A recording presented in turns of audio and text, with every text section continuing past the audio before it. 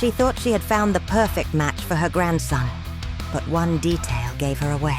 In the warm glow of their luxurious living room, David and his fiancée, Isabella, were the very picture of happiness. They cuddled on a plush sofa, lost in their own world, their laughter echoing softly.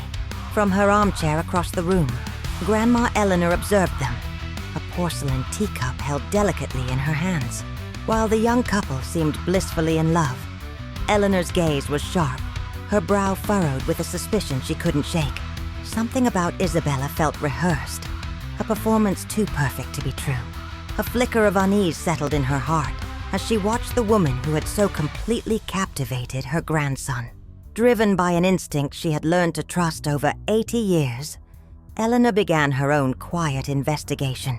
Her nights were spent in front of a glowing computer screen, her fingers flying across the keyboard as she delved into public records and obscure online forums.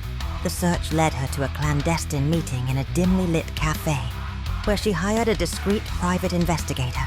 Days later, a thick manila folder arrived.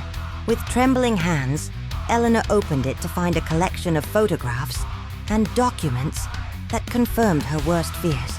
The evidence was undeniable, painting a picture of a woman with a dark transactional past and a trail of broken hearts and empty bank accounts. The engagement party was a grand affair, held in a ballroom shimmering with crystal and candlelight.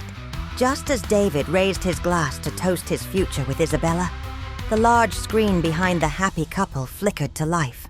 The romantic slideshow of their courtship was abruptly replaced by a stark presentation of evidence. Mugshots, different names, and bank statements detailing Isabella's past cons flashed across the screen for all to see. A collective gasp rippled through the crowd as the damning proof of her life as a master manipulator was laid bare.